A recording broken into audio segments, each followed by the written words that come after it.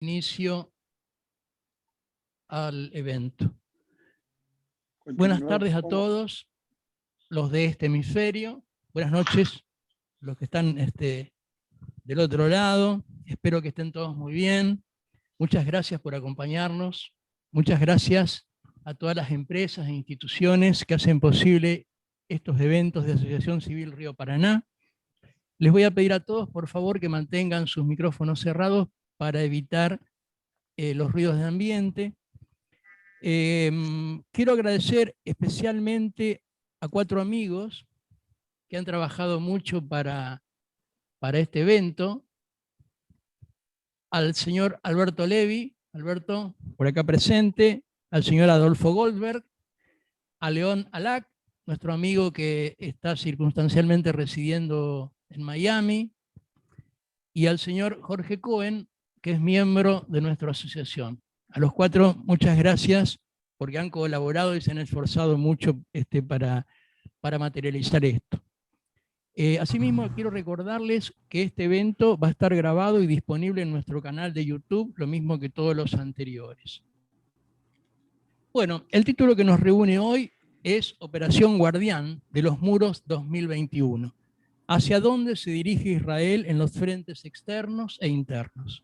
Y para tratar este tema, contamos con 3 distinguidos invitados. Franco Marcelo Fiumara.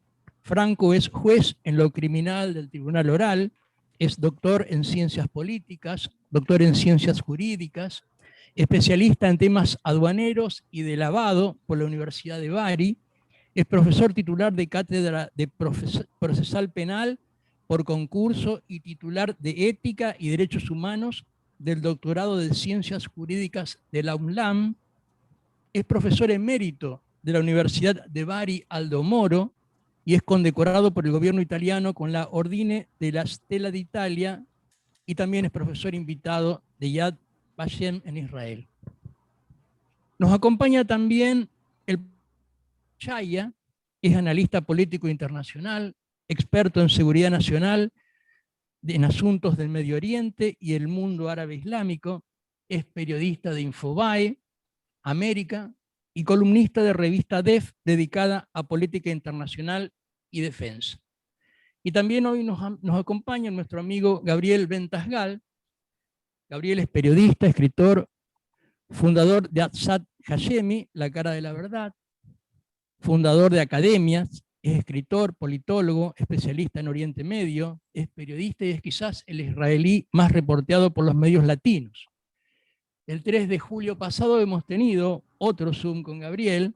En ese momento charlamos sobre este libro que les recomiendo, lo consigan y lo lean, 300 preguntas en 300 palabras. Un gran gusto tenerlos a los 3, un honor para todos nosotros. Así que, diciendo esto, voy a dar la palabra al primero de nuestros expositores, que es el profesor George Shaya. George, por favor, adelante.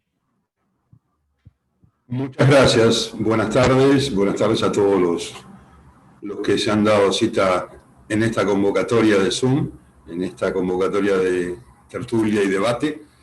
En principio, agradezco a la institución, la convocatoria. Desde luego que me alegra también ver a muchas caras conocidas y amigos aquí en la pantalla, y mi agradecimiento especial, por supuesto, para el señor Jorge Cohen, para un amigo de la vida de muchos años, también para León Alac, una persona que hace y realmente trabaja mucho por este tipo de eventos que ayudan a una comprensión mayor sobre incidentes y sobre todo por las implicancias de esos incidentes que debemos como profesionales de la prensa, del análisis y de la docencia y la academia, hacer llegar a la opinión pública por la necesidad que esto encarna. Dicho esto, vamos a hacer uso de los 12 minutos, 10, así podemos explayarnos todos los exponentes y mis colegas en los tiempos que nos toquen, y dejar lugar al final a las preguntas que puedan surgir o a una reflexión final de cada uno. Hoy yo voy a tratar, seguramente las capacidades profesionales de quienes me van a continuar en la ponencia van a explicar otros temas desde lo técnico y lo jurídico, como el doctor Fiumara, y por supuesto desde la apreciación y comprensión siempre exacta que nos brinda Gabriel desde el terreno, de modo tal que yo voy a avanzar sobre una cuestión que juzgo y reputo de alta importancia en esta última escalada que hemos atestiguado, y tiene que ver con la reacción de los países árabes y las implicancias en ellos que ha brindado o que ha dado lugar básicamente el después, el tiempo posterior a las gestiones de la administración Trump en materia de los acuerdos Abraham, que se llevaron adelante, como todos ustedes saben, durante el año pasado. Y esto ha sido un elemento que realmente hay que analizar y avanzar sobre ello, porque no hay precedentes en este sentido en lo que refiere a escaladas anteriores en el conflicto, que claramente es un conflicto palestino-israelí. Yo he escrito mucho al respecto, tanto en Infobae como en otros medios internacionales, sobre el conflicto árabe-israelí y una apreciación errónea del cual se avanza en una explicación a la opinión pública que no es correcta. No existe más el conflicto árabe-israelí. De hecho, estos acuerdos Abraham que mencionábamos han dado la prueba y son la prueba fehaciente de que esto es así, que lo que existe es un conflicto palestino-israelí entre un Estado legalmente constituido, reconocido por la comunidad internacional, y una organización paraestatal terrorista que lleva adelante sus acciones desde el enclave, desde la Franja de Gaza, ocasionando no solamente serios problemas a la comunidad internacional en materia de convivencia regional con su vecino Israel, sino a su propio pueblo, que es el pueblo palestino, particularmente el pueblo palestino residente en la Franja. En consecuencia, lo que hay que destacar en este sentido, y que nos ha dejado esta última escalada, como decíamos, ha sido, desde el punto de vista técnico, una impronta muy marcada, diría yo, de nueva diplomacia que ha generado un escenario bien diferente, una diplomacia valiente que han desarrollado los países del Golfo, encabezados por Arabia Saudita, en estos acuerdos Abraham, que ha cambiado la ecuación de la diplomacia y las relaciones internacionales en la región, y esto ha quedado manifestado precisamente en las posiciones que han tomado los diversos estados árabes en esta última crisis, el conflicto es el de siempre, en esta última escalada, digámoslo de esa manera. Y ha sido notable en virtud de los antecedentes históricos y las reacciones históricas que hemos conocido de los países árabes ante cada escalada que se haya sucedido. No vamos a ir al 47, 48, 49, sino que si establecemos una línea de tiempo muy corta, nada más, desde la operación Plomo Fundido, 2007, 2008, 2014, y esta última reciente, por mencionar los últimos enfrentamientos entre el grupo terrorista Hamas y el Estado de Israel. En esta oportunidad, la reacción de los países árabes, incluso de la Liga Árabe, y esto dicho muy poco académicamente, ha ofrecido un silencio ensordecedor. Y esto tiene que ver con un reconocimiento por parte de estos estados árabes de la situación tal cual ha sido a través de la historia y tal cual ha sucedido y se ha disparado en cada una de las oportunidades que ha escalado una crisis, incluyendo la última, que ha sido grave. ¿Y por qué sucedió esto? Básicamente por otras cuestiones que en la historia se manifestaron. En principio porque los países árabes, y hay que decirlo, han echado mano a la causa palestina. Bien diferente es la causa del pueblo palestino o el deseo del pueblo palestino y también de la academia en la que me incluyo, en la que deseamos que dos estados puedan convivir en paz y en seguridad, con fronteras seguras y demás. Pero bien diferente, decía, son los postulados de estas organizaciones terroristas que han secuestrado la causa palestina, como por caso lo ha hecho Hamas o la Yihad Islámica Palestina, en estos eventos demostrando estos ataques sobre el Estado de Israel y su población civil, bien diferentes son realmente a los deseos del pueblo palestino, no solamente los de Gaza, los ciudadanos gazaríes, sino los que residen en Ramallah, en Cisjordania. Los que hemos conocido el terreno, los que hemos tenido experiencia en propia persona allí, sabemos cuál es el sentir de ese pueblo palestino y sabemos que a través de la historia los palestinos han sido, de algún modo, víctimas de su propio liderazgo y que lo siguen siendo, de hecho, no solo en Gaza, sino también en Ramallah, en Cisjordania, a través de la Autoridad Nacional Palestina. Pero los árabes han tomado, a través del tiempo, una posición que esta vez no se ha visto.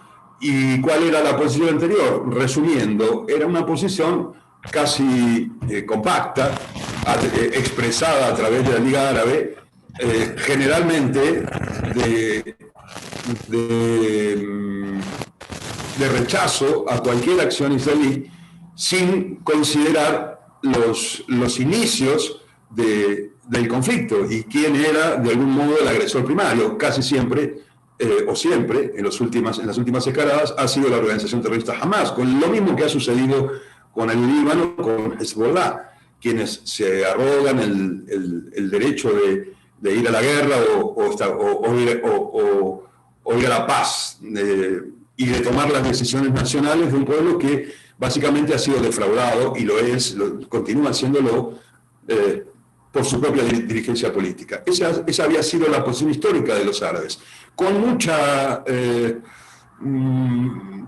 impronta que tenía que ver con esta cosa del honor herido, de las guerras perdidas y de hacer uso de las milicias palestinas y de la resistencia armada palestina, laica en su momento, desde los 60 en adelante, hoy sacra, lo que ha complicado, hoy con un enfoque bien distinto, lo que ha complicado seriamente cualquier impacto de crisis nuevas.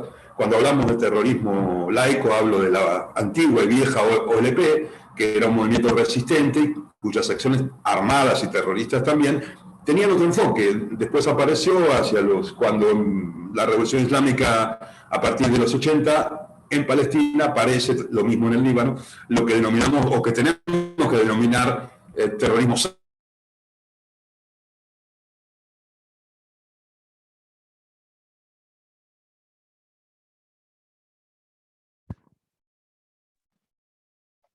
Bueno, parece que se le ha cortado la transmisión a George. A ver, esperemos un par de minutos a ver si puede reconectarse.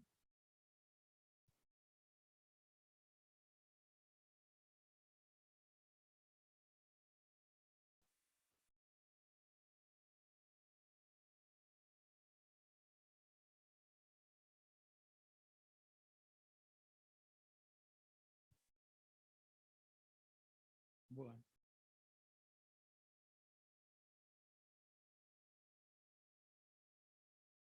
A ver, vamos a esperar un segundito más a ver si puede conectarse nuevamente.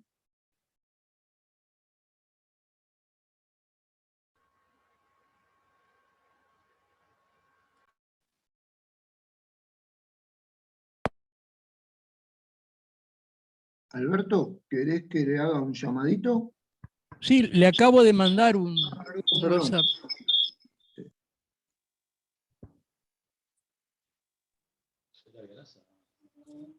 ¿Qué?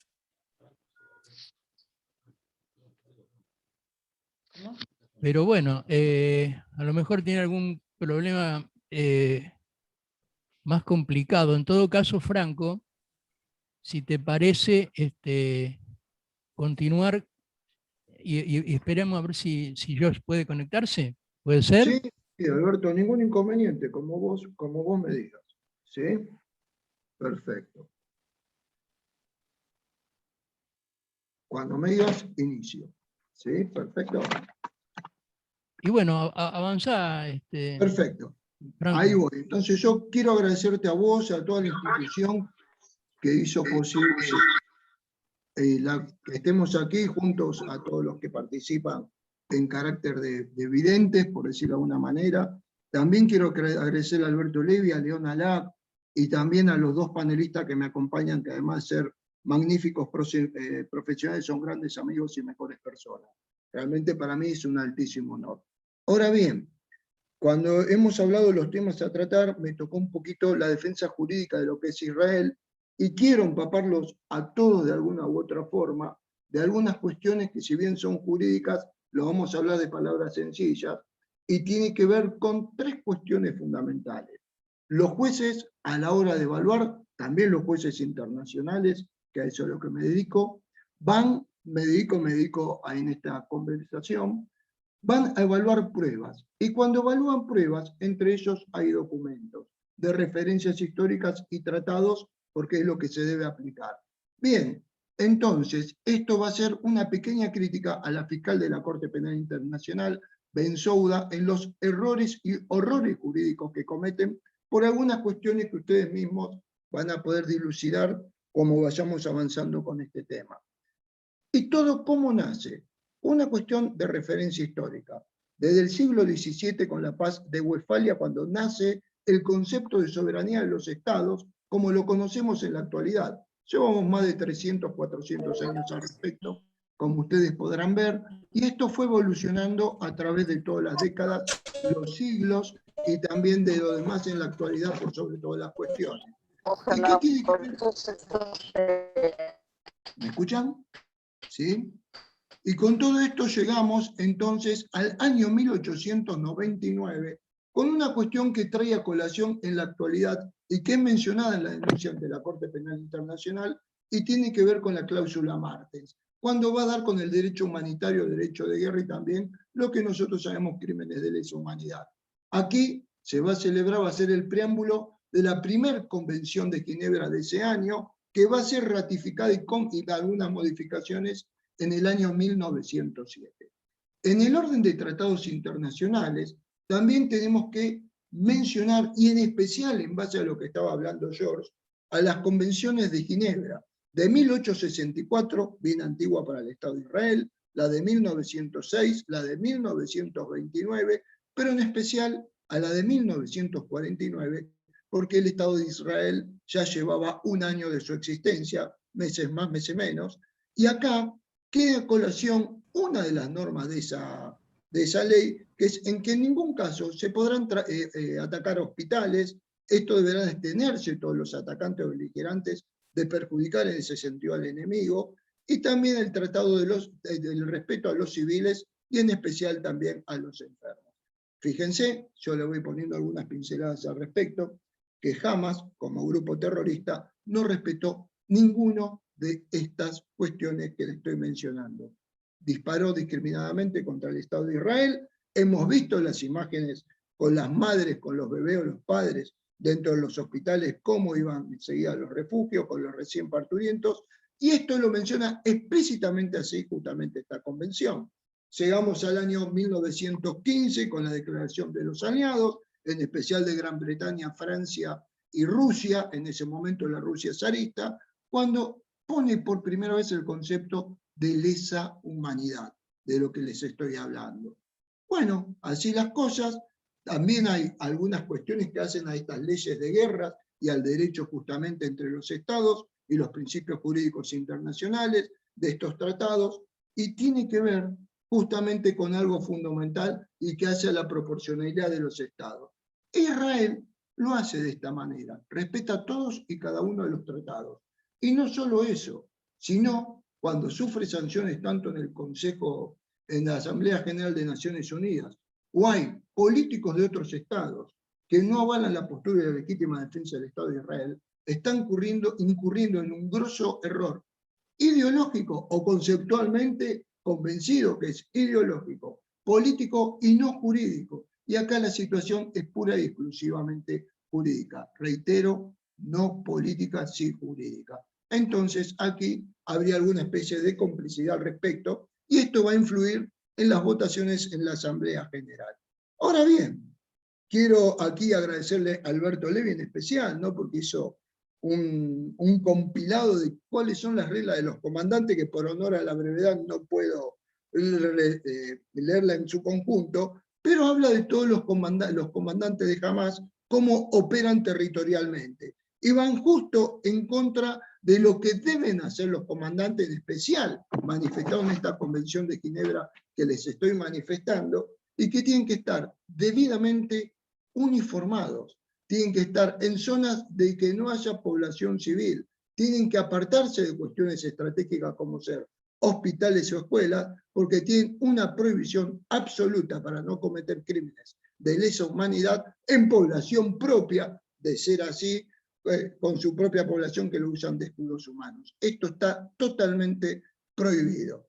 Entonces, en este sentido, algo que habíamos hablado con León y que es muy interesante, pero ustedes conocen quizás mejor que yo, tanto la declaración constitutiva del Acta del Estado de Israel, el Acta de Independencia, en contraposición con la Carta de 1988 de Hamás como grupo terrorista. Por un lado tenemos que Israel, en su declaración, va a proteger a todos sus habitantes, sean del origen que se encuentren, o sea credo, raza, sexo, garantiza la libertad de religión y también la conciencia de idioma, educación y cultura, y protege la sanidad como una regla inviolable y a todas las normas de las Naciones Unidas, entre ellas las que yo les manifestara. Estos son normas justamente de las leyes fundamentales, de las 14 leyes fundamentales del Estado de Israel, ¿no? Entonces, ¿qué es lo que tenemos como contraposición? Tenemos a Hamás, como bien le manifesté, en donde su sola mención del preámbulo, una especie de Mein Kampf moderno, y pido disculpas, no entro en cuestiones de Shoah, sino de cuestiones de prevención, y que no se estuvo atento en su principio cuando Hitler asumió el poder. La Carta de Hamás fundacional llama a la destrucción no solo de un Estado soberano, como le manifestara detrás de la paz de Westfalia, y de sus habitantes de origen judío, sino de borrarlo de la faz de la tierra. Y esto, estimados señores, bajo todo lo que tenga que ver con el Islam, como bien menciona Gabriel, o va a mencionar seguramente como lo hace en todas sus exposiciones, cuando habla de una verdadera guerra santa. Esto es lo que debe comprender la fiscal Betsouda. Pasó en el juicio de Tokio, a diferencia de lo que fueron los juicios de Nuremberg, que era muy difícil el encuadre y sobre todo la prevención cuando se lucha en nombre de Dios y se insta o se los instiga a suicidarse o a matarse en nombre de ellos. Prácticamente es imposible que sea de este acontecimiento. Entonces, bien, ¿qué es el derecho internacional con respecto a los crímenes cometidos por grupos terroristas? Todos sabemos que acá hay un error grosero de la fiscal Betsouda, y reinsisto con esto de la Corte Penal Internacional, porque tiene que ver con las secuencias futuras, seguramente, de lo que están preparando el caldo de cultivo político para tener votos suficientes, sobre todo sabiendo cómo festejó Hamás, no sabemos qué, pero festejó al fin, ¿no? Las cuestiones pueden ampliar esta denuncia, y Betsouda no solo comete violaciones a varios principios fundamentales, como crear un Estado en Gaza, aunque sea la autoridad palestina en Cisjordania, lo cual solo es un resorte puro y exclusivo del Consejo de Seguridad de Naciones Unidas.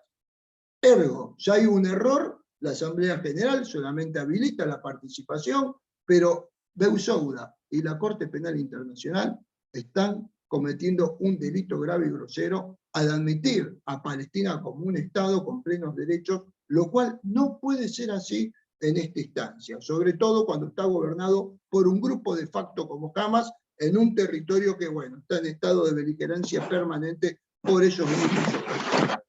Es así que, si bien no hay en la misma cuestión que nosotros mencionamos, y aquí quiero agradecer a Dori Lustro con la información que siempre nos brinda, al igual que Gabriel, sobre todo vulnerar el principio de complementariedad de Israel, que juzga a sus propios miembros de las Fuerzas Armadas o de los ciudadanos cuando hay algún exceso, y esto no puede ser complementado por la Corte Penal Internacional, violando justamente todos estos principios.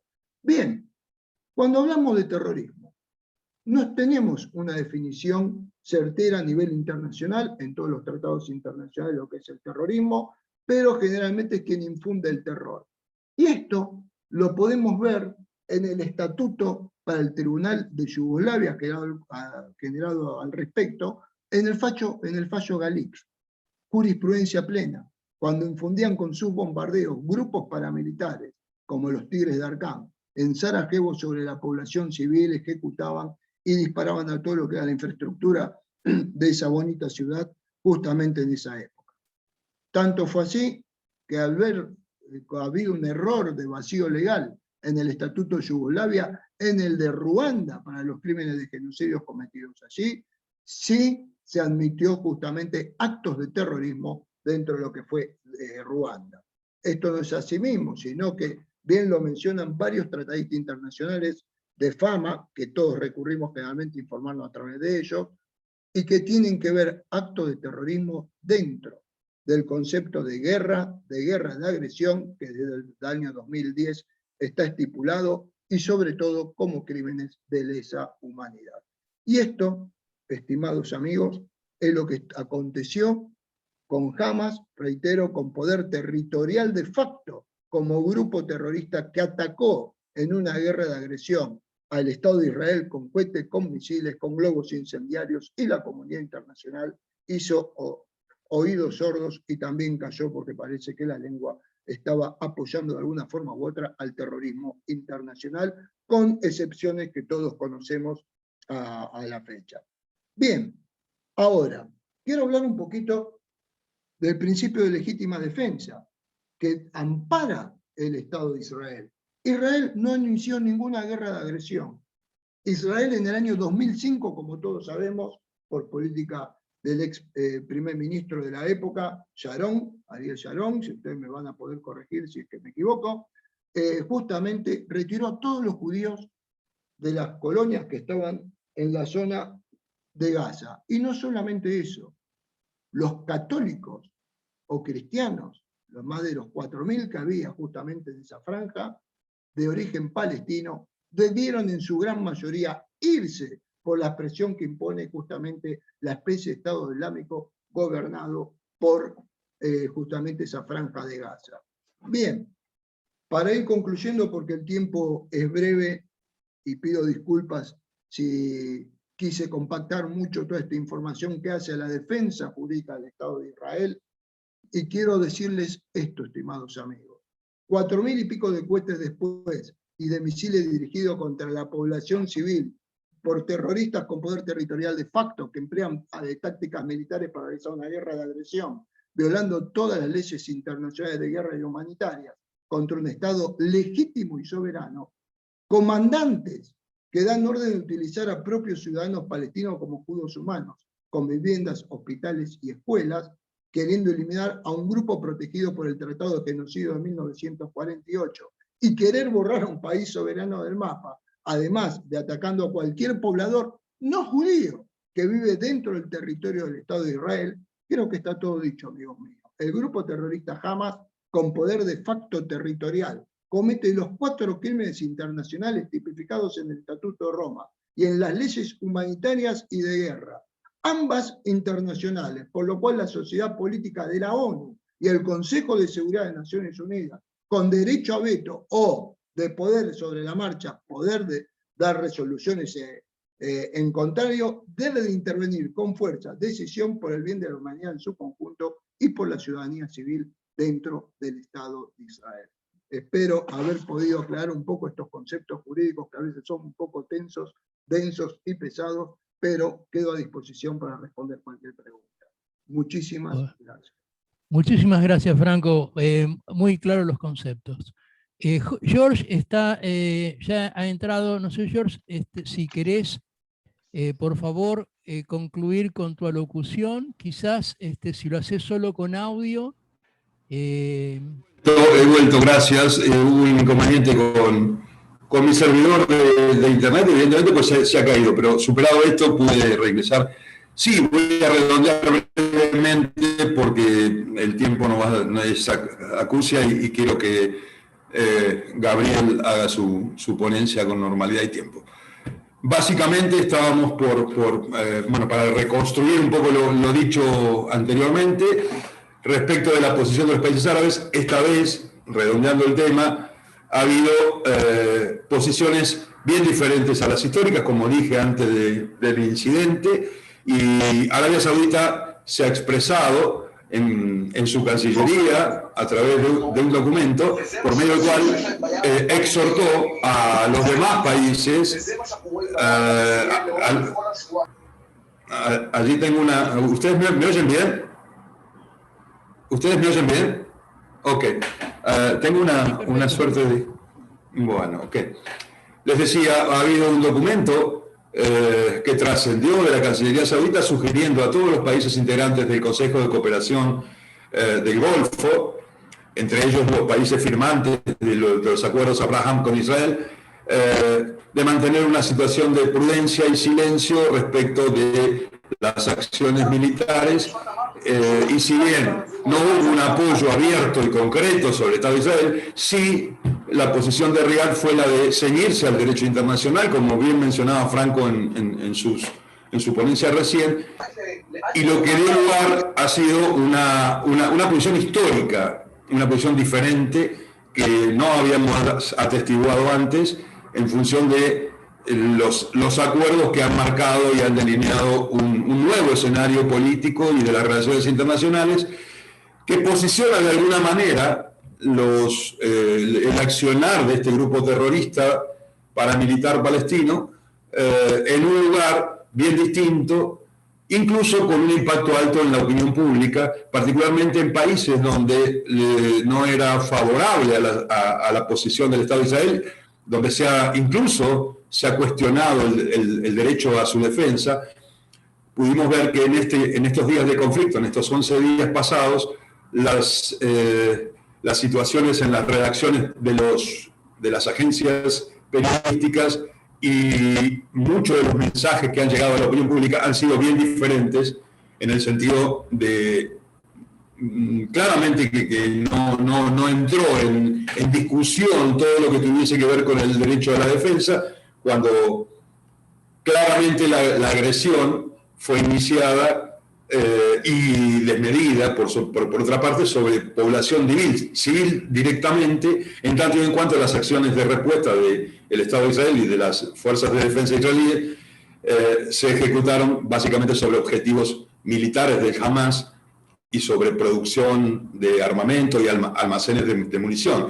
En consecuencia, este conflicto actual, lo que podemos extraer para ir redondeando y terminando, es que ha sido sumamente favorecedor, no solo para el Estado de Israel, sino más allá de las cuestiones que podamos plantear o los análisis que podemos decir y llevar adelante, que sería materia de otro debate, sobre las cuestiones que llevaron al alto el fuego y demás, o las operaciones militares en sí, si debían o no continuar.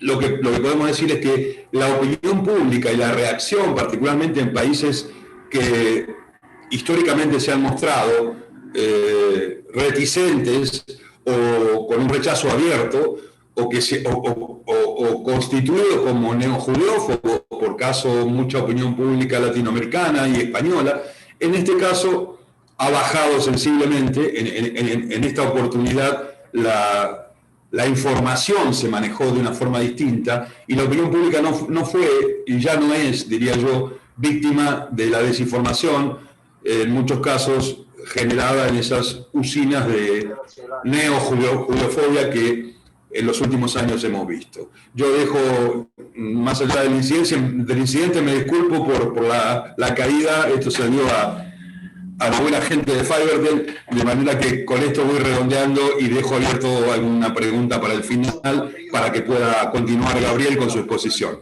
Muchas gracias. Muchísimas gracias, George. Por favor, les recuerdo que mantengan los micrófonos cerrados para evitar los ruidos del ambiente. Bueno, Gabriel, es tu turno, por favor, adelante. Miren, realmente es un desafío para mí hablarles porque veo varios rostros que he visto los últimos días. Entonces la pregunta del millón es ¿cómo hago para no repetir lo que ya expliqué ayer o anteayer en otros encuentros o en alguna entrevista?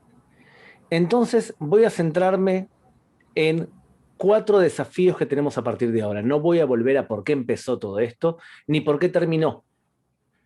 El marco de referencia general es que es imposible llegar a un acuerdo con Hamás.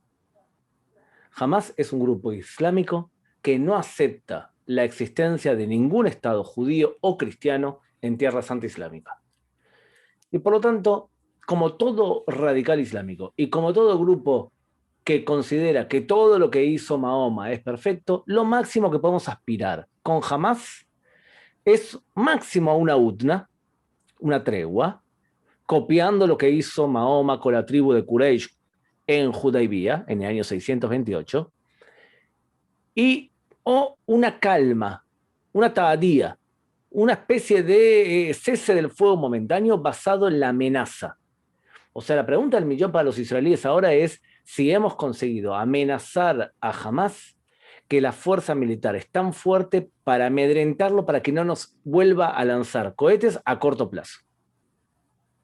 O sea, no creo que ningún israelí en este momento esté pensando en que va a haber un acuerdo y una paz con Hamás, sino la pregunta es, ¿cuándo vamos a volver a enfrentarnos militarmente al Hamás? Y cuanto más lejos sea la distancia entre un ataque y otro, vamos a suponer que más amedrentados se estuvo. O sea, sufrió Hamás la fuerza militar de Israel. Entonces, dicho esto, yo creo que tenemos 4 desafíos ahora, luego de esta operación militar. El primer desafío es un desafío militar, que si ustedes lo ponen a pensar en un proceso, Hamás empezó atentando con Israel a través de disparar. Y hoy es una práctica normal en grupos relacionados con la OLP. Luego empezó a copiar lo que hacían los chiitas. Entonces empezó a utilizar levemente autos bomba, y luego su gran especialización durante los años 90 y 2000, que fueron los hombres bomba. Y durante años vimos que la forma de actuar clásica del Hamás era a través de suicidas que se inmolaban. Nosotros hemos visto que últimamente la base verdadera del poder de Hamás son sus cohetes. Y como casi todo lo que ocurre entre Hamás e Israel luego se copia a todos lados, creo que tenemos que prestar especial atención que los cohetes van a pasar a ser el arma preferida de los terroristas, no solamente en Israel. Pensémoslo de la siguiente manera. ¿Cuánto sale armar un cohete? Un cohete que viaje 40 a 50 kilómetros. $800. No es tanto dinero. No te expone tampoco a enfrentarte a otro ejército. No siempre podés saber desde dónde fue lanzado, porque para saber dónde fue lanzado tenés que tener los equipos que tiene Israel. O sea, yo creo que este es un problema que lo van a sufrir otros países también, el lanzamiento de cohetes. En el caso de Israel, empezamos con cohetes Qassam, que llegaban a 3, 4, 5 kilómetros, y hoy, y este es el desafío actual, han desarrollado Hamás un cohete capaz de viajar 200 kilómetros. Significa, desde la Franja de Gaza lograron disparar hasta Haifa. No dispararon muchos, dispararon pocos cohetes. Eso significa que tenían la capacidad para armarlos, no tuvieron por lo visto la cantidad para armarlos. Pero si en el 2014 calculaba la inteligencia israelí que Hamás tenía 9.000 cohetes, ahora se habló durante esta guerra de por lo menos 15.000 cohetes. Fíjense nomás los números. Durante todo un mes lanzaron 3.000 cohetes en el 2014. Solamente en 11 días lanzaron 4.000 cohetes. O sea, ¿qué podemos aprender de este desafío? Que Hamás tiene mayor capacidad para lanzar cohetes, para fabricar cohetes y para fabricar cohetes de mayor envergadura. Y por lo tanto, eso es preocupante. La contracara de esto es que Cúpula de Hierro funciona bárbaro. Y fue una de las cosas que ha provocado admiración en el mundo. Ningún país tiene un sistema de anticohetes, sí antimisiles, sí anticohetes que puede derribar cohetes en el aire. Con un éxito de 90-92% es muchísimo. Realmente durante estos días ustedes vieron las imágenes, los canales de televisión del mundo transmitiendo eso, parecía la guerra de las galaxias. La segunda capacidad militar importante que tenía Hamás es su capacidad para hacer túneles y entrar por debajo de la tierra en contra de Israel. Hace 3 meses, Israel terminó el trazado de una pared profunda que divide Israel con la Franja de Gaza y que tiene sensores, lo que permite que la inteligencia israelí pueda saber dónde excavan túneles para meterse dentro de Israel. Puede ser que por eso no vimos durante esta competencia militar, este enfrentamiento militar, que se utilice túneles. Sí supimos que se utiliza túnel dentro de la Franja de Gaza, pero no para el interior de Israel. O sea que las 2 grandes amenazas que teníamos de Hamás en esta guerra fueron neutralizadas.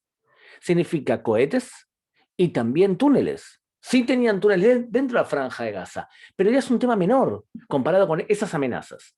Yo creo que Hamás va a seguir desarrollando todo tipo de artilugios capaces de poder destruir Israel, e Israel va a tener que enfrentarse, pero fíjense cuál es lo último que han armado. Han armado submarinos pequeños con bomba, submarinos guiados por bombas, y hoy se dedican, o dentro de poco van a volver, a tirar barriletes, cometas explosivas incendiarios.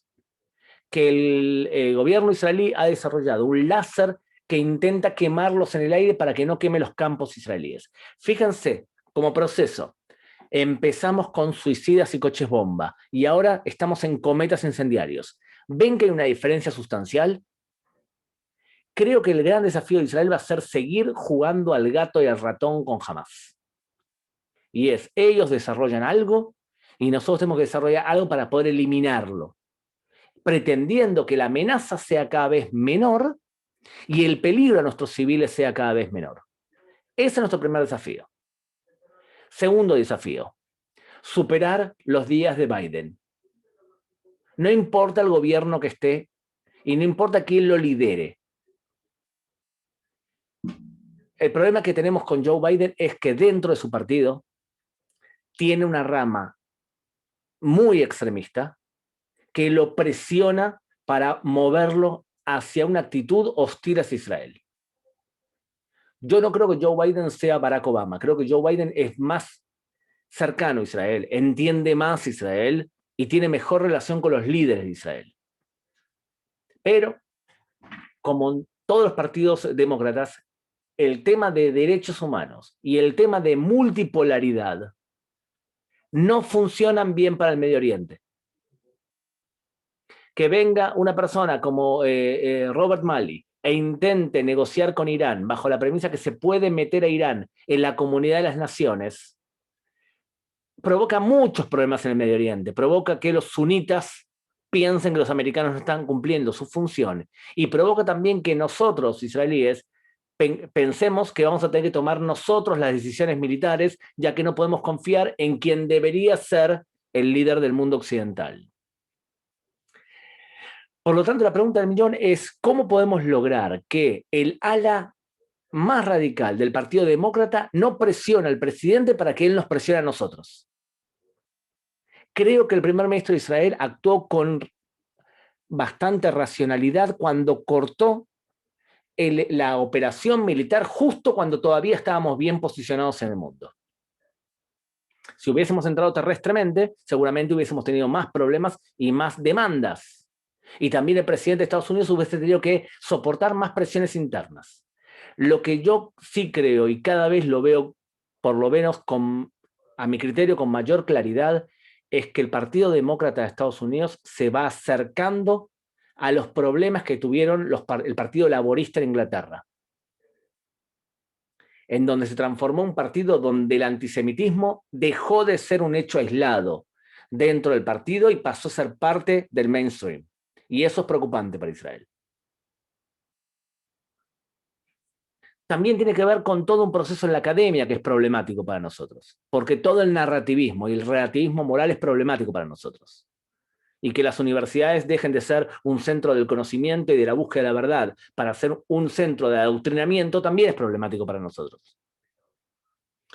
Muy bien, nuestro segundo desafío es cómo pasar, y no creo que sea solamente de nosotros, creo que los sauditas deben estar pensando igual que nosotros. ¿Cómo hacemos para poder superar estos 4 años de Biden? Y creo que los Emiratos Árabes deben estar pensando lo mismo, y todos los países sunitas que no son radicales deben estar pensando ahora cómo hacemos cuando se fue el sheriff del mundo. Porque para el Medio Oriente, Donald Trump era más seguro, más predecible y más contundente. Para el Medio Oriente, Donald Trump era un presidente acorde a la región, y el actual es menos acorde. No digo que sea bueno o malo para Estados Unidos o para el mundo, digo que para el Medio Oriente definitivamente el Medio Oriente le gustaba el sheriff que se sabía lo que se podía esperar de él. El tercer desafío para Israel es un desafío interno. Y es que nosotros veíamos un proceso de acercamiento muy bonito y muy fructífero con los árabes en Israel. Por otro lado, tenemos dentro de Israel una rama radical muy problemática basada en los hermanos musulmanes. La rama del norte de los hermanos musulmanes, especialmente en la zona de el-Fajem y demás, no aceptan la existencia de Israel como Estado cuna nacional del pueblo judío. Pero era minoritario. Y encima tenía otros problemas. Y es que en la cultura árabe islámica, llevar una espada en la Edad Media era lo normal.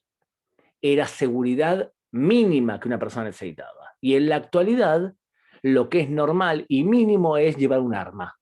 Entonces tenemos un montón de armas ilegales deambulando, no solamente por el Medio Oriente, también por Israel. Y tú participas en una fiesta de un poblado árabe y la forma de festejar es disparando al techo. Y esa misma cultura de jamulas, de clanes y de ajuste de cuenta entre clanes hace que si te matan a una persona de un clan, lo normal es que mates a otra para defender tu honor. Y si matas a una mujer, hay que matar a 7. Entonces tenemos mucha violencia en el Medio Oriente, tenemos violencia entre la minoría árabe israelí, mucho más que entre la judía, tenemos problemas de mafias ahí también metidas adentro, y tenemos un problema con nuestro sistema judicial que permite que extremistas entren en el Parlamento. Cuando digo extremistas, digo negadores de Israel y también digo racistas. Porque hay diputados racistas en la extrema derecha israelí, puedo decir que hay 2. Que un sistema judicial sano tendría que cancelar su participación en el Parlamento. Porque después deambulan por el Medio Oriente con inmunidad de parlamentaria y se presentan en lugares caldeados para incendiar más la zona, como ocurrió en Sheikh Jarrah. Creo que es un problema serio. Por otro lado, confío que lo que se estaba dando va a continuar, porque el proceso de acercamiento y de integración de los árabes en Israel está también fomentado por el hecho que durante la primavera árabe, los árabes en Israel entendieron que vivían en el paraíso del Medio Oriente. Y lo segundo, durante la pandemia, vivían en un país donde tenía vacuna para todos y donde ellos vacunaron también y fueron también vacunados y fueron protegidos por un Estado. Yo tengo la esperanza de que ese proceso es inevitable y la violencia que vimos en los últimos días es el pataleo de ahogado del extremista que intenta volver pasos para atrás. Es la sensación que tengo. Por último, tenemos un desafío más y es el de la diplomacia pública. Y creo que en algunos países durante esta guerra nos ha ido mejor que en anteriores. Las razones las expliqué hace 2 días, lo voy a repetir rápidamente. Creo que hay 3 razones fundamentales por las cuales la posición de Israel ha mejorado en esta pandemia. La primera, veníamos con días de antivirus. Antivirus significa teníamos una protección, una inmunidad, producto del corona. Durante meses se habló bien de Israel, como el ejemplo a seguir. Y ahora, durante el día de hoy, ha hecho 3 entrevistas solamente para eso, para seguir hablando de Israel. De Israel como vacuna, como protege, y cuando hoy le dije a una periodista que teníamos el 95% de personas mayores de 50 años vacunadas, la mujer me dice, se queda con la boca cerrada y me dice, no lo puedo creer. Sí, nosotros el 1 de junio dejamos de tener limitaciones, podemos ir por la calle sin máscara, adentro de lugares sin máscara, podemos ir al cine, podemos ir a un teatro. No podemos salir todavía a viajar libremente porque hay problemas de que no quieren que importemos mutaciones. Pero nos ven de manera positiva. Lo segundo, parte del mundo entiende bien lo que es el peligro del radicalismo islámico.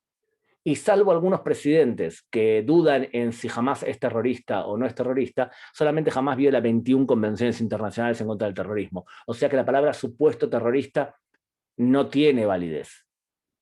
Asesinar a civiles para conseguir objetivos políticos de forma adrede, que es terror, por más que en el libro de George Chaya sobre el yihadismo, él destina todo un capítulo entero a decirnos todas las definiciones de terror habidas y por haber. Yo te hice un resumen, George, perdóname, pero te lo hice 5 o 6 palabras porque era la forma de explicarlo rápido, pero la gran mayoría de personas en el mundo entiende lo que es el radicalismo islámico mejor de hace 7, 8 años, 10 años y demás. Y no solo por Al-Sadayeni. Y lo tercero, que también es bueno, es que en esta guerra se han eliminado parte de los mediadores y parte de ellos sean problemáticos. Por ejemplo, un mediador argentino, porque parte de ustedes, o buena parte de ustedes son argentinos, un mediador problemático, lo digo con nombre y apellido, Pedro Brieger de C5N. Él considera por su formación comunista que todo el conflicto entre Israel y Palestina es por ocupación. Por más que, como bien dijo, creo que fue Franco, Israel retiró todos los soldados de la Franja de Gaza en el 2005, o sea que no hay ocupación posible, y además si voy a juicio contra él, lo gano seguro porque no están dadas las dos condiciones para que haya ocupación. La primera condición es, tiene que haber una presencia física, real, del ocupante sobre el ocupado. Segundo, no puede haber un gobierno alternativo, o sea que no puede haber un gobierno en funciones. En el caso de Hamás, Hamás gobierna la Franja de Gaza. O sea que no están dadas las condiciones de ninguna manera, pero él sigue convencido que es todo por ocupación y el Pac-Man que se come territorios. Cuando vos tenés un mediador con esa formación, que lo que hace es confundir a la población, o tenés a alguien que directamente es anti-israelí, y él es el que es llamado al canal de televisión para analizar, tenemos un problema. Pero ¿qué pasa cuando aparece el teléfono móvil, aparece Zoom, y cualquier canal de televisión puede llamar a un israelí salteando al mediador y explicando desde la zona, desde el aspecto humano hasta el aspecto técnico? Eso a veces es muy buena noticia para Israel. Y sin embargo tenemos varios desafíos. Y les voy a nombrar uno, algo que yo creo que estamos haciendo mal. Fuera de que en América Latina estamos, creo yo, mejor que en otros lugares. Estamos mejor que en Estados Unidos, estamos mejor que en Europa, desde el punto de vista de nuestra diplomacia pública. No tengo la menor duda de eso. Es cierto que las comunidades tienen que movilizarse de forma más contundente para formar a oradores locales y para actuar rápidamente para cuando surgen estos problemas, conseguir entrevistas y que portavoces o locales o israelíes puedan hablar, como ocurrió intuitivamente en Argentina. Algunas personas de Santa Fe y de Rosario consiguieron entrevistas y nos entrevistaban a nosotros. Y también en Buenos Aires ocurrió. ¿O ustedes se piensan que, cuando decía Alberto que yo aparecí en muchos medios de comunicación, se piensan que yo fui a buscar las entrevistas? ¿O no hubo gente trabajando para conseguir las entrevistas?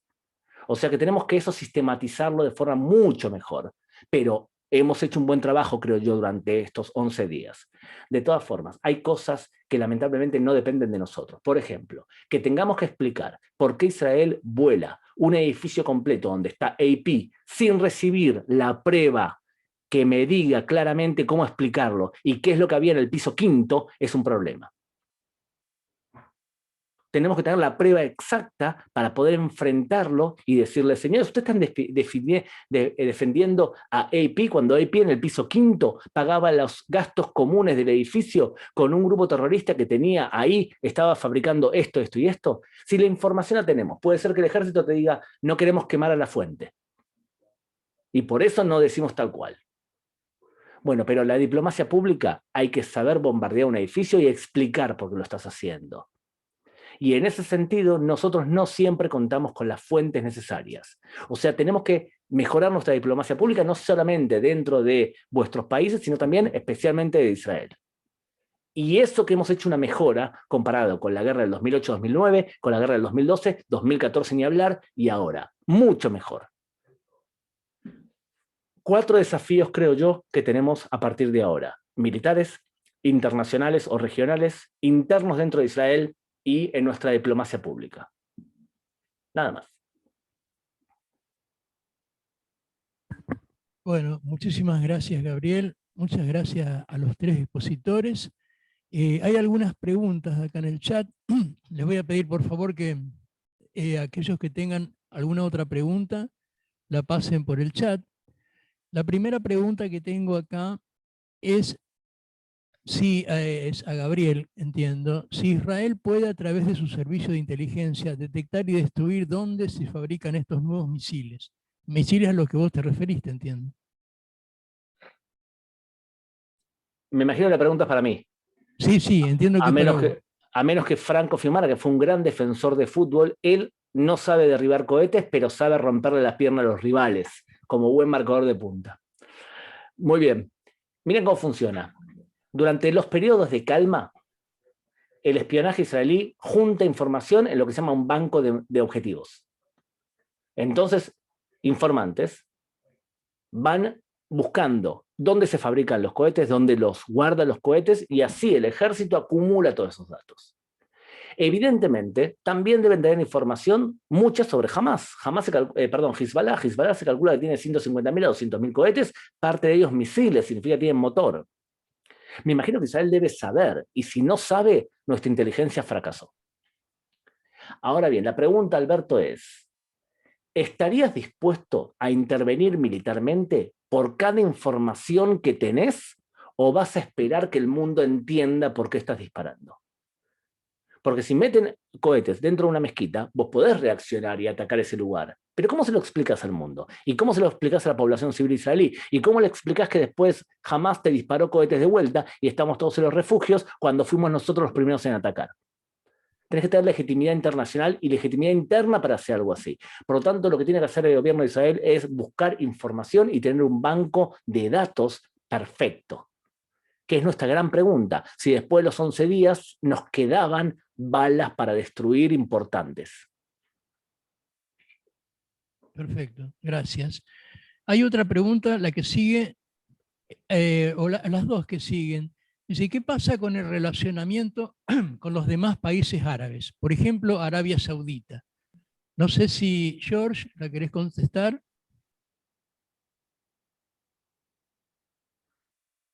Con mucho gusto, Alberto. Sí, claro, sí.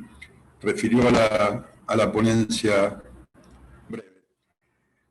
En relación valga la redundancia, a las relaciones actuales, posteriores a los acuerdos que mencionamos anteriormente, se mantienen, se han fortalecido, diría yo, en la medida en que existen ciertos interrogantes por parte de Riyad, en el caso, como lo explicó muy bien Gabriel cuando manifestó un párrafo sobre cierto temor de los gobiernos suníes del Golfo, no radicales, que encabezados por Saudi Arabia, saben perfectamente que el enemigo es Irán y es el expansionismo iraní, el expansionismo y el imperialismo de la revolución islámica en la extensión en la región. En consecuencia, lo que los países firmantes de esos acuerdos, encabezados por Saudi Arabia, han hecho, han adoptado como posición, y lo que seguirán haciendo seguramente, es mantener una relación estable con Israel a través de esa diplomacia moderna en la que se plasmaron los acuerdos, y va a haber un cierto corrimiento, diría yo, de la causa palestina, en tanto y en cuanto el representante de esa causa palestina se valga de acciones terroristas y ejecute acciones del terror, como lo que ha hecho Hamas en toda esta crisis, y va a mal posicionar, desde luego, a los reclamos y al deseo lógico que pueda llegar a tener el pueblo palestino para la creación del Estado. Pero fíjate que en este sentido se ha corrido el eje, y esto tiene que ver con los planes primigenios en cuanto a de sectores terroristas, de sectores paraestatales, para de alguna manera desplazar esta idea de los dos estados para dos pueblos. Hoy se habla en todos los sectores, en las organizaciones y en las instituciones filoislamistas, o que han manifestado ese odio ancestral por el Estado de Israel, que han manifestado ese rechazo a la existencia propia del Estado de Israel como un lugar judío nacional. Hoy se está hablando de un Estado plurinacional. Cuidado con este discurso, tenemos que anteponerlo desde nuestros lugares, desde la academia, desde la prensa, como señalaba Gabriel, porque esta concepción que están manifestando de un Estado plurinacional,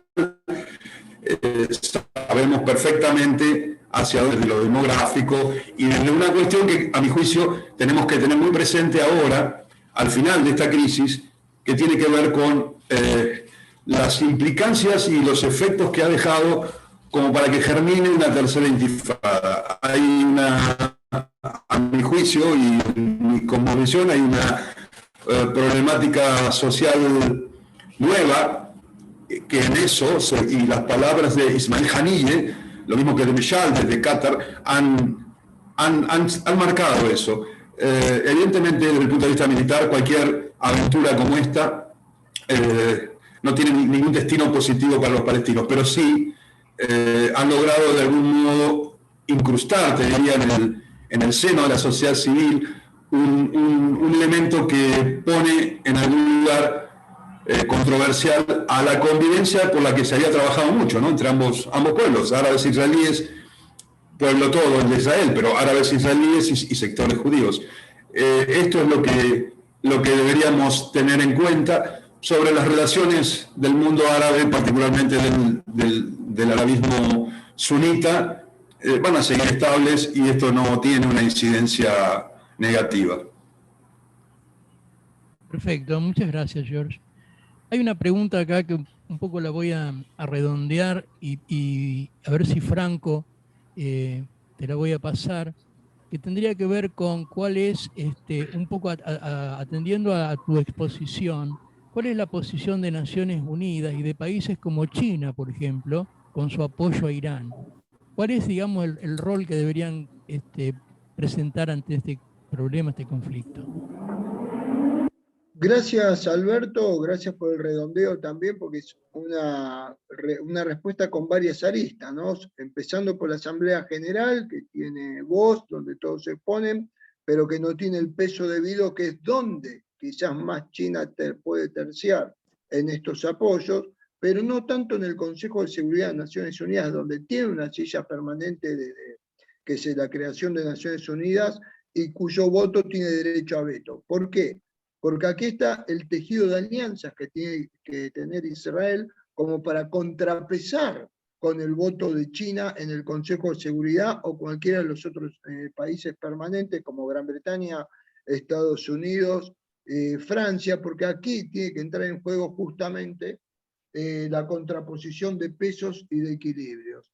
China, lógicamente, tiene una alianza estratégica con Irán en algunos aspectos, pero yo creo que en el caso de tener que jugar con un contrapeso de terrorismo internacional, sobre todo de origen sunita o chiita, va a tener un fuerte conflicto porque todos sabemos que China, en algunos estados dentro de la China justamente oriental, tiene algunos conflictos con grupos musulmanes también extremistas, o islámicos, perdón, para utilizar la palabra más adecuada. Yo creo que aquí está el juego que puede tener el derecho a veto de Estados Unidos y contraponer esto también con el voto de Rusia, que es el otro jugador importante dentro del Consejo de Seguridad de Naciones Unidas. ¿Por qué digo Rusia? Porque Rusia ha tenido un conflicto grave en Chechenia, con más de 200.000 muertos, también hubo crímenes de lesa humanidad, y también porque eran grupos islámicos terroristas que han salido a combatir en otras guerras yihadistas en carácter de terroristas también, o de mercenarios. Creo que aquí el peso de China dentro del Consejo de Seguridad puede verse diluido sobre todo por Rusia y también en especial por Estados Unidos, como bien explicó Gabriel, con Biden haciendo sus equilibrios políticos internos. Muchísimas gracias, Franco. Hay una mano levantada, Esther Levy. Le voy a pedir a Esther que se hace su pregunta, que habilite el micrófono, por favor. Le voy a pedir a Esther que sea concreta y que la pregunta no tenga una reflexión personal porque estamos bastante en el límite de tiempo. Adelante, Esther, por favor.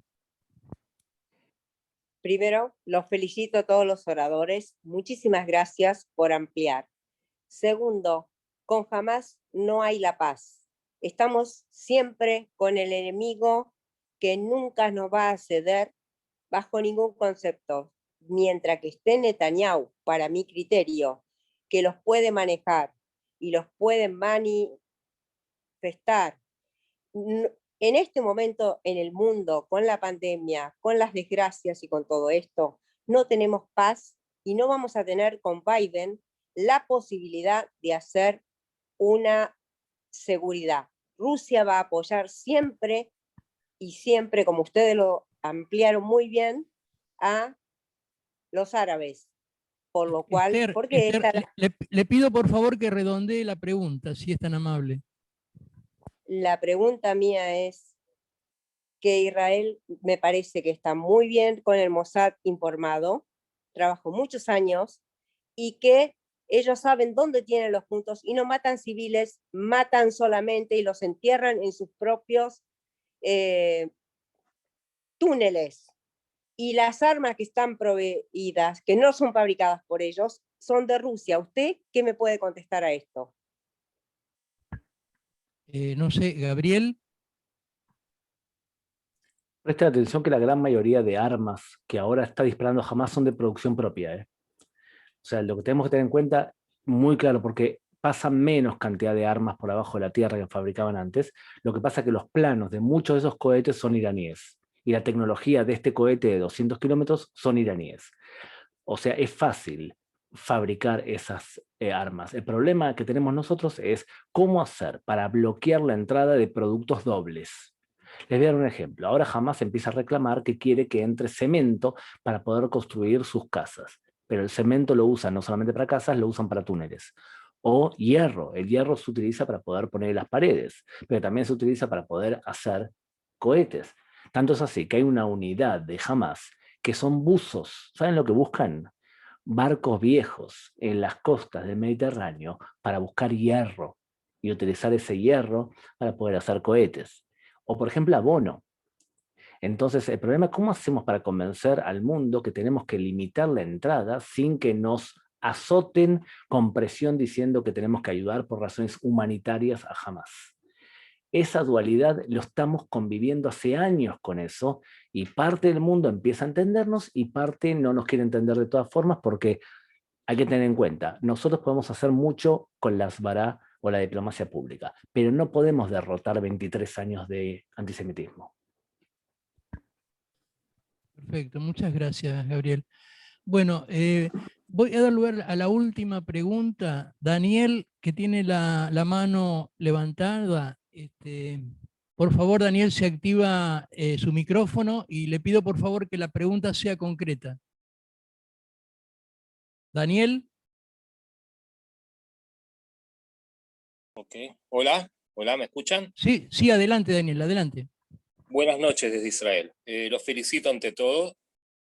Mi pregunta va hacia todos, y como israelí, uruguayo, que vivo acá en Israel, y también leo la prensa de Israel, leo muchas páginas en Facebook en hebreo, parte en inglés, veo a mi entender que tenemos un gran problema que no fue expuesto por acá, y para mí es los medios que tenemos en contra, así que difaman a Israel, como B'Tselem, es decir, grupos anarquistas y de ultraizquierda de Israel, que van en contra nuestra, sin ningún problema, sin ninguna censura, sin nada, que nos hacen un gran daño a nivel mundial, y eso no lo está. Es decir, en la prensa hebrea veo que hay lugares que se mueven en eso, un poco de Asbara, pero está muy activa, y está pasando por delante nuestro sin que lo veamos. Y eso es una preocupación muy grande. Gracias. Gracias, Daniel. No sé quién, Gabriel, me parece que puede ser vos el que responde a Daniel. Tenemos que entender que lamentablemente en nuestro pueblo, para bien o para mal, siempre tuvimos disputas entre escuelas. Y de hecho el templo de Jerusalén se destruyó por las disputas entre las escuelas, entre los seduceos, fariseos, los esenios. Esas disputas son clásicas entre los judíos y a lo largo de la historia nos hemos caracterizado por disputas ideológicas muy profundas. Lo segundo, el punto de partida nuestro como judíos es que a veces nos duele que alguien que sea judío hable como habla la gente de Betzalel. Y por otro lado, cuando encontramos a alguien que no es judío, como mis dos socios de hoy, que además conocen la zona y se ponen nuestra camiseta, no solamente los felicitamos por lo que dicen, los abrazamos porque no podemos creer que se jueguen la vida o su carrera profesional defendiéndonos a nosotros. Porque te puedo asegurar que defender a Israel no es meterte con la mejor, no es jugar para el Barça o para el River, equipos grandes. O sea, eso fue para compensar para George y para Franco. Es jugar con una difícil. Entonces, lamentablemente nosotros como judíos tenemos que entender una cosa. Se puede ser judío y también ser un ignorante. Se puede ser judío y también ser imbécil.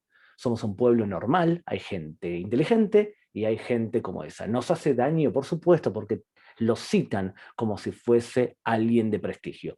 Si comparás B'Tselem hace 20 años, tenía más prestigio B'Tselem de lo que tiene hoy.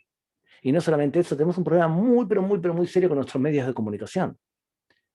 Que todos los medios de comunicación en Israel giran alrededor de si a Netanyahu o no a Netanyahu. Se ha transformado en una religión esto. Entonces tenemos una cantidad de problemas. Yo creo que es importante que el punto de partida nuestro sea entender que se puede ser judío y no decir la verdad. Y B'Tselem, lamentablemente, de forma sistemática, miente. Hizo un informe donde dice que Israel es un estado apartheid, donde B'Tselem miente. El problema es que la extrema izquierda tiene cierta aureola de intelectualidad, cosa que también es un problema. Porque la extrema izquierda ha perdido la intelectualidad, se ha transformado en fanáticos hinchas de fútbol. Todo extremo se ha transformado en fanáticos hinchas de fútbol.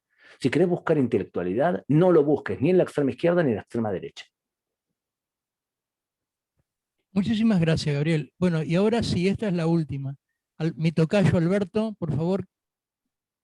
Alberto, Gracias, adelante. Alberto. Yo quería ver cómo ven los expositores el tema del movimiento BDS, que si bien un poco se nombró y Gabriel nombró lo que está pasando en los campus universitarios vergonzosamente en el mundo occidental, ¿cómo ve Gabriel especialmente la posibilidad de neutralizar eso, qué se puede hacer, quién hace qué, y si no tienen que ser locales los que tienen que frenarlo?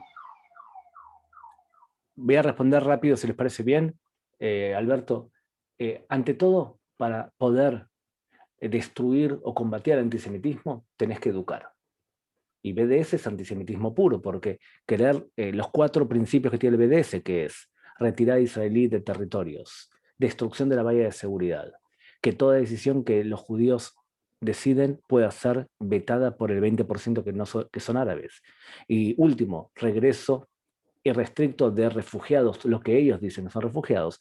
Los 4 pilares del BDS es evidentemente la destrucción del Estado de Israel. O sea, es un movimiento claramente antisemita, porque si tú quisieses la destrucción de todos los países del mundo, bueno, pero si querés uno solo, estás discriminando a ese país. O sea que, por un lado, yo creo que el BDS claramente es un movimiento antisemita y al antisemitismo se lo combate por 2 medios principales, o 3. Voy a decir 2. El primer medio es la educación. Fíjense los que se dedican aquí, y hay gente que se dedica a antisemitismo, Karen, Franco. Ustedes saben perfectamente que una charla con un alumno secundario sobre qué fue la Shoah tiene un efecto educativo fundamental. O sea, ante todo la educación. Lo segundo, por la ley. Hay que demandar al antisemita, hacerle pagar un precio por su odio. Y si no funciona, lo primero y lo segundo, siempre tenemos la fuerza. Tenemos que ser más fuertes físicamente que ellos.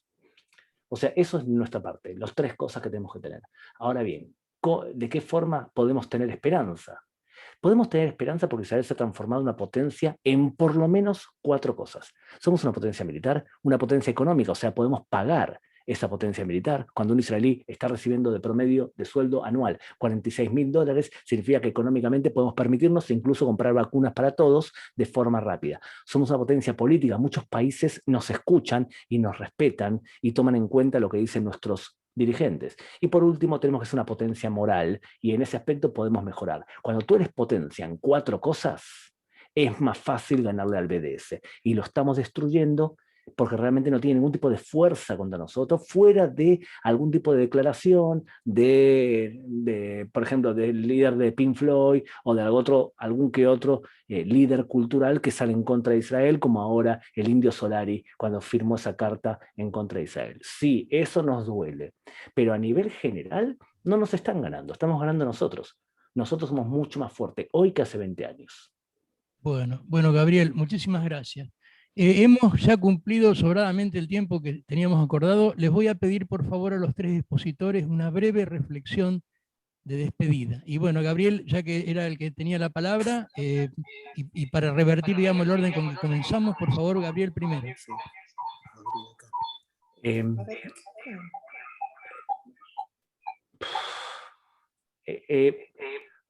Recién me acaban de escribir un mensaje que decía, gracias por el optimismo, decía Elsa, ¿está bien?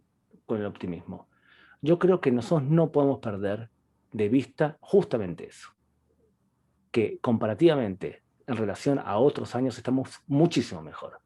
Yo les pregunto a ustedes, ¿alguien está dispuesto a regresar a algún periodo histórico de la historia del pueblo judío antes que ahora? Yo les digo definitivamente, de ninguna manera volvería a ninguna época, ni a la salida de Egipto, que nos morimos de hambre, comíamos maná, ni tampoco a la época de el rey Salomón, que teníamos serios problemas económicos. No me cambio por nada, y creo que vamos a estar todavía mejor. Vamos a estar mejor, porque el mundo va a ser una época post-petrolera, donde los países que tienen petróleo no van a poder difundir su odio, y también porque descubrimos la forma de hacer dinero, que es vendiendo ideas.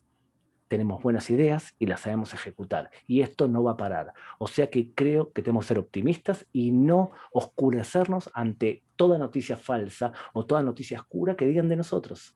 Nosotros tenemos que simplemente seguir construyendo. Construir y ser potentes en los 4 pilares que dije antes. Bueno, Gabriel, muchísimas gracias. George, veo que estás con el micrófono abierto, si querés tu reflexión final. Alberto, gracias. Breve, básicamente lo que hemos atestiguado estos 11 días de escalada de crisis no ha sido más que otro estertor de lo que es una expresión a lo que el terrorismo nos tiene acostumbrados. Aquella región es una región muy pequeña, pero que muta y cambia constantemente y con muchísima rapidez. Por fortuna, hemos visto en los últimos meses que los cambios han sido positivos, particularmente desde el lado árabe suní, y es de esperar que se mantengan. Lo demás, lo conflictivo, las acciones del terrorismo, deben ser tratadas en consecuencia. Esperemos que la administración en Washington piense lo mismo y que en políticas exterior Estados Unidos no descarte la línea iniciada por el expresidente Trump y que la administración Biden continúe por esa senda, porque el Oriente Medio, más allá de sus cambios, es sumamente predecible. Y cada conflicto, cada crisis y cada escalada muestra el escenario con mayor claridad. Se van limpiando y van decantando muchas cosas. El ejemplo es el estado actual del BDS, por caso, como explicaba Gaby, y las reacciones de la prensa, en muchos casos en América Latina, y las reacciones de los campus universitarios también, más allá de la no presencialidad por este tema de la pandemia. Las cosas van acomodándose. Lo que ocurre allá claramente tiene una caja de resonancia muy importante, no solamente en la diáspora judía, sino en las relaciones internacionales. Y un continente como el nuestro, en América Latina, que parece transitar una época o un tiempo de infortunios en algunas latitudes, por caso en Venezuela, donde encontramos casos de terrorismo, por caso en Paraguay, y donde todavía tenemos cuentas pendientes, como por ejemplo la justicia argentina, en materia de los 2 atentados terroristas más crueles que ha recibido el país, con presidencia que el objetivo haya sido la comunidad judía argentina y la Embajada de Israel, también está siendo visto desde otra óptica. En consecuencia, yo lo dejo en mi optimismo, más allá de que somos optimistas informados, y eso a veces nos puede llevar a un lugar de escepticismo.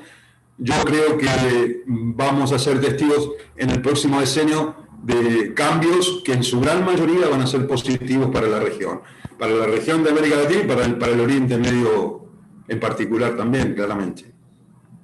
Bueno, muchísimas gracias, George. Y ahora, Franco, es tu turno.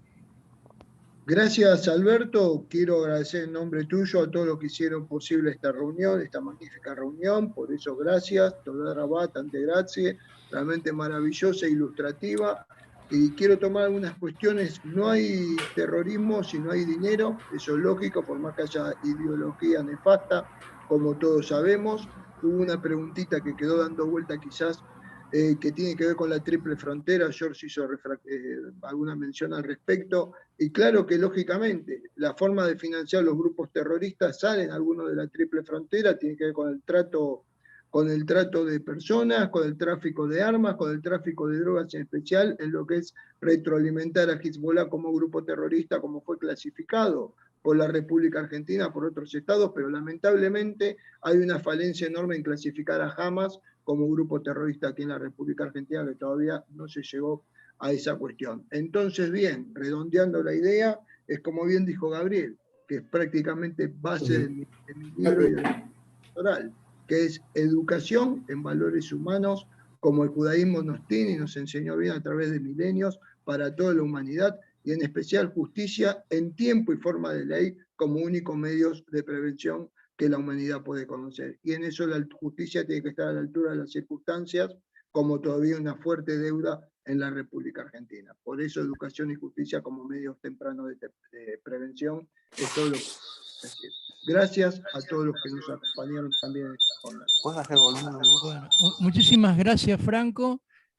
Bueno, quiero agradecer, por supuesto, a los 3 expositores. Quiero agradecerles a todos los que nos han acompañado, y nuevamente mi agradecimiento a los 4 amigos que han hecho posible y que han trabajado mucho por este evento: Alberto Levi, Adolfo Goldberg, León Alac y Jorge Cohen. Muchísimas gracias a todos, los esperamos en la próxima, y un fuerte aplauso para los expositores.